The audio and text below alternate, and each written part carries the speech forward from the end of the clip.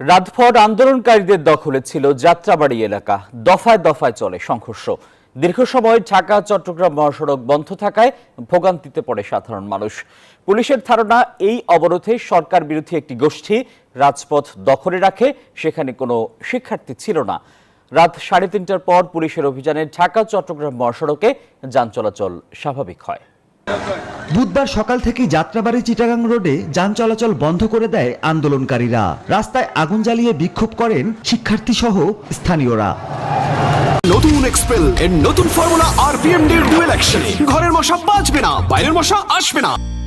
পরিস্থিতি মোকাবেলায় যাত্রাবাড়ি চৌরাস্তার মোড়ে অবস্থান নেয় আইন শৃঙ্খলা বাহিনীর সদস্যরা। সে সময় ফ্লাইওভারের উপর থেকে পুলিশের উপর ইট পাটকেল ছুটতে দেখা যায় বিক্ষোভকারীদের। তখন পরিস্থিতি নিয়ন্ত্রণে ফাঁকা রাবার বুলেট ছোড়ে পুলিশ।